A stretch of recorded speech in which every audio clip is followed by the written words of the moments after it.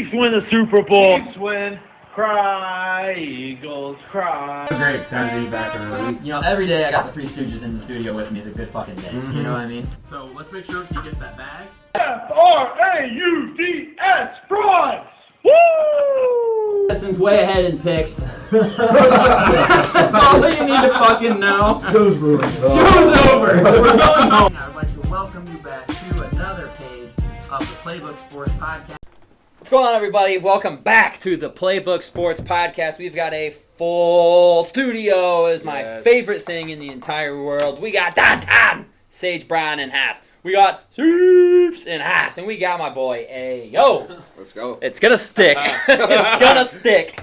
But we are coming tonight to talk about the draft, and we're gonna talk about Downtown's power rankings that just came out. But we're gonna start first with the draft and some of our favorite picks, not including round one because we did already do a round one breakdown video on the channel. Check it out if you haven't already. So let's talk draft. Sage, give me one or two of your favorite picks from this past draft. Yeah, so one of my favorite picks I have, surprisingly, is from the Seattle Seahawks. Oh my god. I know. Okay. In the third round, they picked Anthony Bradford, guard on the O-line, right? Okay. Love this guy to death. I really think he was ranked at, like, around the 100th best player. Yeah. That's around where he got drafted. Sure. But in the end, like, the Seattle Seahawks had a need. They attacked it. This guy can and probably will be their starting guard for the next 5 to 8 years. Mm-hmm. Yeah. You know, so I'm super excited for them because that was a big problem for them. Right. You know, like, how many times is Geno Smith getting sacked? How many times are they getting tackled behind the line? Once you shore that up, I mean, they proved that they're contenders last year in a rebuild year. Yeah. Let's fucking do it again. Yeah. Let's take another step. And that was another step that was a little meat and potatoes, but let's throw it in there. I really did like their draft. Yeah. They're not on my, like, best draft team, but I really did like their draft. I liked Witherspoon at 5 and JSN. And what did you think of the Zach Charbonnet pick? What did you think about that? If you're a dynasty fantasy football person, you were sick to your stomach. I don't know about that. So hear me out. Hear me monster? out. I don't even know if it'll be a two-headed monster. I don't think they're in love with Kenneth Walker. We'll take him. Send him to Miami. Yeah. All right. You send him over there. When you look at Kenneth Walker's numbers, you will notice that he has the second worst of all running backs last year. One of, like, I think, second worst of the expected yards per carry, right? Yeah. He's expected to get this many yards. He never gets it. But he breaks off big yards every once in a while, and then all of a sudden he's got a great total, looks great on fantasy. But when he doesn't have the efficiency that Zach Charbonnet showed all through college, there's something wrong there. So they brought in Zach Charbonnet, and they're like, hey, compete, you know? Yeah, competition, right? If we have a win now mentality, let's bring in some competition, and whoever's going to be the 1A, 1B, or maybe a 1-2 back, it could be Kenneth Walker in that number 2 spot. I like that. That'd be really... I think that would shock some people, honestly, if Walker ends up the season not their one. But, I mean, running backs are a dime a dozen. Can't have too many. You really can't have... You cannot have too many. And they just go down. It just is what it is. It's a tough spot to play. Yeah, Kenneth Walker injury issues coming into the league, and I mean... It's like an insurance policy. Banged up a couple times, didn't miss much time, but missed a couple games late in the season when he had been healthy, and it's just got to be safe because you can't lose a key piece to your offense and then have nobody back there. And I like Charbonnet. I mean, it's an interesting pick, a little high maybe for what I would have done there, just because I like Walker. But at the end of the day, if you can use two-headed running back system, you see it around the league. It works. You know what I mean? It works. Change of pace back and everything. 100%. Yeah.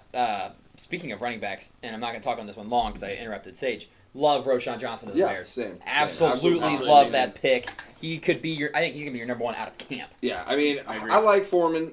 Not bad, but we'll see, though. I mean, I definitely like the pick as well. When you're hearing in the press conferences already, they're talking how this guy could be a linebacker just because he's so physical and enjoys contact, and he's going to impact special teams as well. And or see a running back do that and be able to be physical, it's like, man, that guy, when he's got the ball in his hands, good luck. Right. You're going to want to hit him over and over. Yeah. And we talk about these running backs is you've only got so much tread on the tires. His tires are brand spanking new. Yep. Sat behind Bijan the whole time in his career. Like, this is a freak athlete who could have put up Bijan numbers. I mean, it's the same thing in, like, Darnell Washington tight end. When you sit behind Bowers and you just got a tight end that takes all the punishment, all the reps, sure, but I'm still great, man. I'm still right here. It's the same thing. It's like, obviously, this guy's a damn good running back, but Bijan's just generational. Next tier. Exactly. Right. So, no, completely love that. Fresh legs. And Khalil Herbert's got to be pissed, but sorry, man, can't pass block, and you're going to lose your job if you can't. Yes, exactly. You need to be well-rounded. But sorry, Sage kind of stole the wheel from you there. You're good. What else you got for me, picks-wise, that you loved? Yeah, I'm also a big fan of Bears pick Tyler Scott. Yeah. I'm sorry. Hey, he is impressive, and I really think you guys picked him just in time to let go of Mooney. Yeah, no, I mean, And he's just somebody's a replacement, not even a replacement, an improvement Yeah. from Darnell Mooney. So I can't wait to see how he goes off. Like, he's kind of a dart throw for me in like fantasy later on in rounds because they're obviously going to try to throw the ball more, and Yeah. DJ Moore's going to be doubled or something like that. They got to throw to someone else. So Tyler Scott, I'm looking for. I like that one. Colin, favorite picks. What you got for me? Well, I have 5 written down here. I won't go through all 5. Give me 2, and then we'll jump to Addison so we don't steal each other's. I'll go for my 2 latest sleeper picks. We're talking about running backs. Chase Brown to the Yeah. Bengals. Yes. Talk about losing Yep. Samaje P. Ryan. Yep. Question marks with Joe Mixon and his contract. Are they going to keep him? Are they going to cut him? Are they going to restructure? I love that pick there. The 6th round, are you kidding me? Yeah. Great And value. then I'm going to mispronounce this. Addison, we talked about Alabama's linebacker going to Houston in the Yeah. 6th round. Henry. Oh, Yeah. Henry To'o. To'o. We Tua, talked Tua, about Tua. how we didn't say he'd be the best backer Yeah. in the draft, but he is as sure as He's you an can get athletic when it comes to guy. tackling. Yeah. And a 6th round value going to that team in Houston as well, to Miko Ryan, as we talked about their Yep. defense.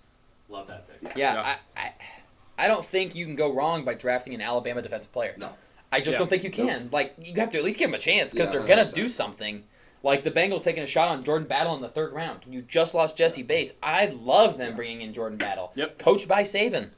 They're going to be good. They're just going to be good in They the have the league. discipline. Right. You know, and that's what defense is 90% of the time. You need to stay in your spot. You're not going to move and go off target. I mean, hey, Yeah. they know it.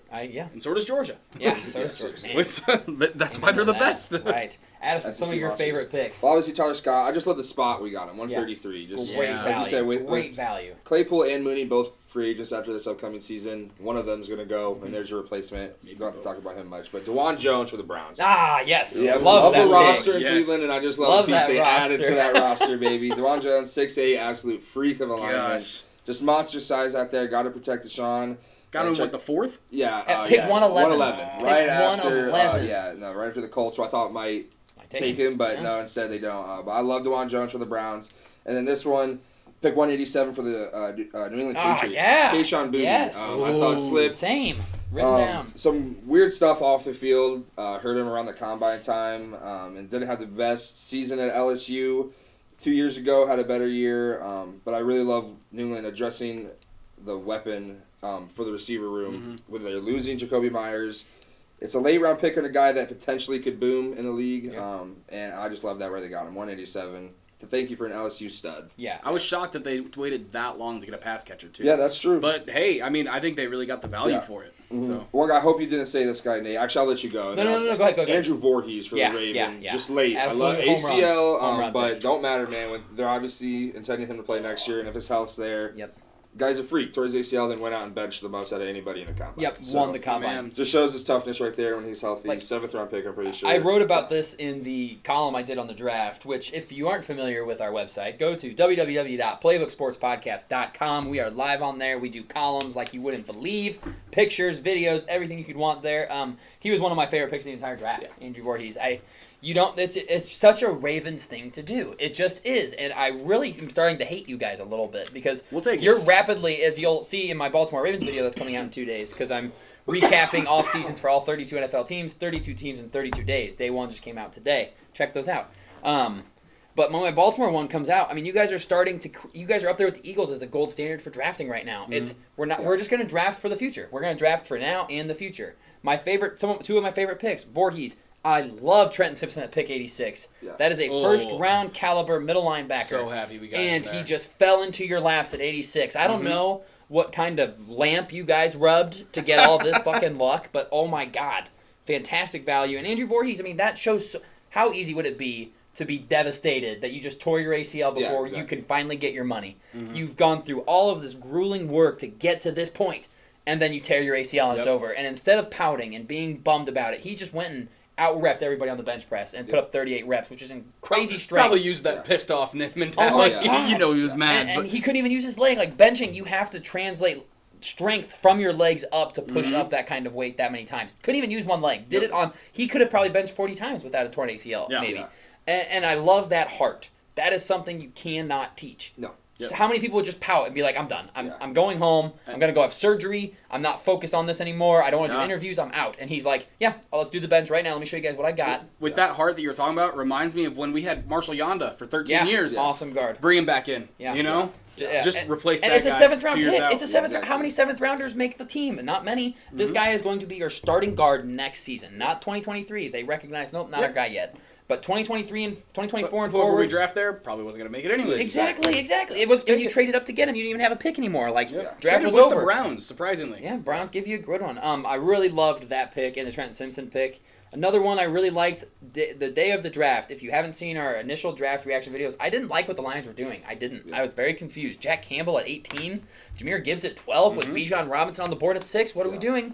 But then they started hitting on some value. Brian Branch at pick 45 seems like some of the best value of the entire draft to me.